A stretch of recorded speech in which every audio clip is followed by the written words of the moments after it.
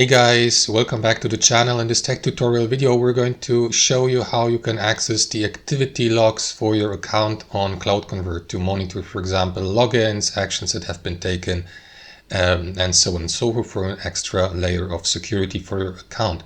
So what you want to do, guys, is here in CloudConvert is navigate to CloudConvert and log into your account and click into dashboard here in the top right.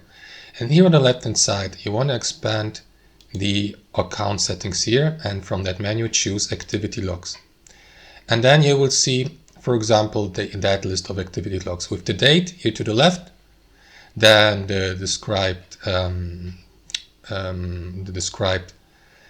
action, and also the user, right? So you may refresh this by clicking into this button. You will see, for example, when your CloudConvert account has been connected with an external app, or when your account has been verified, an email address changed,